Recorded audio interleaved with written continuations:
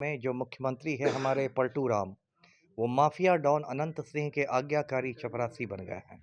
और जो बिहार का युवा है, वो दर-दर की ठोकर खा रहा है।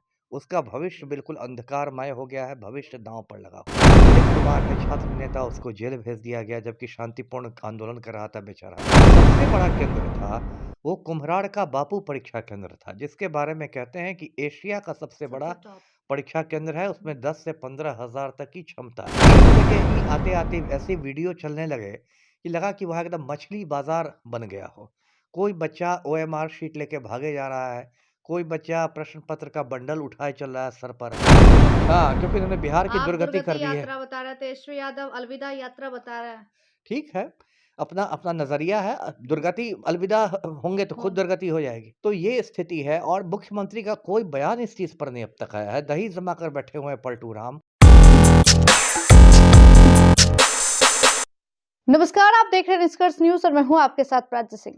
बीपीएससी 70 में जिस तरीके से पूरी तरह से एग्जाम होने से पहले और एग्जाम होने के बाद से इसका मामला जो है अब तूल पकड़ता जा रहा है। छात्र जो है अब जहां नॉमिनेशन को लेकर जो बात कर रहे थे, लाठी चार्ज भी हुई और एग्जाम भी हुए और अब मांग है कि अब वो एग्जाम रद्द कर दी जाए। न प्रशासन इस पे, जिस तरीके से प्रशासन की ओर से थप्पड़ भी लगाया गया था एग्जाम के दिन, और वहां की जो परीक्षा सेंटर थे यानी कि बापू परीक्षा केंद्र जो थे, वहां की परीक्षा पूरी तरह से रद्द कर दी गई है। लेकिन अब छात्रों का कहना है कि अब पूरे प्रदेश की परीक्षा जो है वो रद्द कर देनी चाहिए। जहां नॉमिनेशन को लेकर बातें हो रही थी, अब कहीं ना कहीं वही मुद्दे पर फिर से विद्यार्थियों को भटकाया जा रहा है। ना इस पे शिक्षक कोई बोलते हैं, ना ही मंत्रीगण बोलते हैं। आखिर चुप क्यों बैठे? इसी तमाम मुद्दों को लेकर सीधी बातचीत करेंगे पूर्व आईपीएस अमिताभ दास जी। अमिताभ दास जी, कैसे देखते हैं छात्र 2 दिन से लगातार जो है मंत्रियों के गुहार लगा रहे हैं, लेकिन परीक्षा रद्द करने की मांग को लेकर, लेकिन मनु भाई जो है बीपीएससी चेयरमैन, वो उनकी बात को आनाकानी कर रहे हैं। ये सही बात है, बहुत दुर्भाग्यपूर्ण स्थिति है बिहार में। जो मुख्यमंत्री है हमारे पलटू राम, वो माफिया डॉन अनंत सिंह के आज्ञाकारी चपरासी बन गए हैं। और जो बिहार का युवा है, वो दर-दर की ठोकर खा रहा है। उसका भविष्य बिल्कुल अंधकारमय हो गया है, भविष्य दाँव पर लगा हुआ है। अब आपने 70वीं बीपीएससी की बात की। इसके बारे में तो मैं कहता हूँ कि इसका शुरू से मतलब जतरा ही खराब जतरा ही है। खराब जतरा है। ही खराब है। इसके बारे में कहा गया कि 2000 से ज़्यादा रिक्तियाँ हैं। अब तक के इतिहास की सबसे बड़ी सबसे बड़ी रिक्तियाँ हैं। रिक्त है। 200 रिक्तियाँ हैं एसडीएम पद की, 136 रिक्तियाँ हैं डीएसपी पद की और इसमें 4,83,000 बच्चों ने फॉर्म भरा। फॉर्म। लेकिन उसके बाद क्या हुआ कि बीपीएससी का सर्वर ही डाउन हो गया और कहते हैं कि 90,000 लड़के-लड़कियां वंचित रह गए फॉर्म भरने से। 90,000 कोई छोटी संख्या नहीं है। उसमें बहुत सारे बच्चे ऐसे होंगे जिनका वो आखिरी मौका होगा। तो ये मांग भी ज़ोर-शोर से उठी कि बीपीएससी को उन्हें मौका देना चाहिए। लेकिन बीपीएससी ने ज़िद बाँध ली कि नहीं-नहीं कोई मौका नहीं मिलेगा। उसके बाद ये नॉर्मलाइज़ेशन का रायता फैला। नॉर्मलाइज़ेशन को लेकर बहुत विवाद हुआ। ये बात मतलब हल्ला उठा कि 3 प्रकार के प्रश्न पत्र बाँटे जाएँगे प्रारंभिक परीक्षा में और फिर परसेंटाइल के माध्यम से नॉर्मलाइज़ेशन होगा। उसको लेके 6 दिसंबर को पटना में आंदोलन हुआ बीपीएससी ऑफ़िस के सामने। हज़ारों लड़के-लड़कियाँ आए, उसमें दिलीप कुमार है छात्र नेता, उसको जेल भेज दिया गया जबकि शांतिपूर्ण आंदोलन कर रहा था बेचारा। लाठियाँ चली, बहुतों को हाथ-टाँग में चोट आई। 250 बच्चों पर एफआईआर हुआ और तब जाकर शाम में बीपीएससी का स्पष्टीकरण आया कि नॉर्मलाइजेशन का तो कोई प्रस्ताव ही नहीं है। प्रस्ताव ही नहीं। ये स्पष्टीकरण यदि हफ्ता 10 रोज पहले आ जाता तो इतना बवाल नहीं होता। तो ये दिखाता है संवेदनहीनता आपकी कितनी है। उसके बाद देखिए 13 दिसंबर को प्रारंभिक परीक्षा हुई, उसमें 36 जिलों में 912 केंद्र बनाए गए। सिर्फ पटना जिले में 60 केंद्र 7 बने। के लिए। जो सबसे बड़ा केंद्र था, वो कुम्हराड़ का बापू परीक्षा केंद्र था, जिसके बारे में कहते हैं कि एशिया का सबसे बड़ा सबसे टॉप। परीक्षा केंद्र है, उसमें 10 से 15 हज़ार तक की क्षमता है। ये परीक्षा थी 12 से 2 बजे तक की परीक्षा, लेकिन 1 बजे ही आते-आते ऐसे वीडियो चलने लगे कि लगा कि वहाँ एकदम मछली बाज़ार बन गया हो। कोई बच्चा ओएमआर शीट लेके भागे जा रहा है, कोई बच्चा प्रश्न पत्र का बंडल उठाए चल रहा है सर पर। अंदर फ़ोन लेके जा रहा है। कोई अंदर फ़ोन लेके जा रहा है, कोई गेट पर खड़ा है, कोई दीपार फाँद रहा है। ऐसी स्थिति थी कि जो केंद्राधीक्षक थे, central superintendent professor Ram Iqbal Singh, उनको दिल का दौरा दौरा पड़ पड़ गया और गया। बेचारे मतलब उनका स्वर्गवास हो निधन गए। हो गया। बिल्कुल। मतलब ये तो बिहार में ही संभव है ना कि एक परीक्षा की बलिवेदी पर केंद्राधीक्षक शहीद हो जाता है।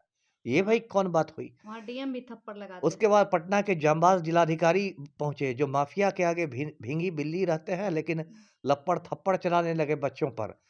उसके बाद संसद में उस थप्पड़ की गूंज सुनाई दी। सुनाई दी, पप्पू यादव ने मामला उठाया। लेकिन उसे दबाया गया दोनों ही। हाँ, उसके बाद देखिए बीपीएससी ने कहा, जो परमार है बीपीएससी की चेयरमैन, उन्होंने कहा कि नहीं, बाकी जगह तो परीक्षा ठीक हुई, सिर्फ बापू परीक्षा केंद्र की परीक्षा रद्द की जाएगी और उसकी लेकिन पुनर्परीक्षा अब होगी। बच्चे जो है गया हाँ, हो या मोतिहारी हो, सभी बच्चे कह रहे हैं कहीं ना उसी कहीं पर मैं गलती आ है। रहा था। अब देखिए, कल से जो पटना में गर्दनी बाग धरना स्थल है, उस पर बच्चों का बहुत बड़ा आंदोलन शुरू हुआ है। उसमें हजारों लड़के लड़कियां हैं।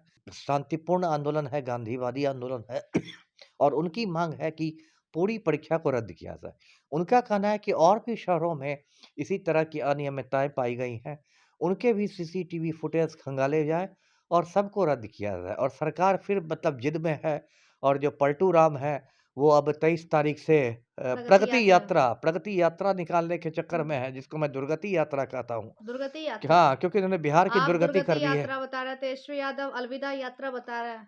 ठीक है, अपना अपना नज़रिया है। दुर्गति अलविदा होंगे तो खुद हो दुर्गति हो जाएगी। तो ये स्थिति है, और मुख्यमंत्री का कोई बयान इस चीज़ पर नहीं अब तक आया है। दही जमा कर बैठे हुए हैं पलटू राम। तो देखिए, मैं यही कहूँगा मुख्यमंत्री से कि भई ज़्यादा अहंकार मत पालिए। ये जो बेरोज़गार बच्चे हैं ना, ये बेरोज़गार तो हैं ही, साथ ही साथ मतदाता भी हैं। और यदि सारे बेरोज़गार इकट्ठा हो गए तो मुख्यमंत्री को बेरोज़गार कर छात्र देंगे। नेता भी नीतीश कुमार रह चुके हैं, ऐसे ही छात्र से आगे बढ़े। 1974 में जो छात्र आंदोलन हुआ था हम्म, बिहार में जेपी के नेतृत्व में, पलटू राम ने राजनीति वहीं से शुरू की थी। वहीं आज से ना मुख्यमंत्री हो गए तो एकदम कान में तेल डालकर बैठे हुए हैं। तो इन सबको बचाया जाएगा, सबक सिखाया जाएगा। 25 के चुनाव में ज़्यादा दिन है नहीं, 11 महीने हैं।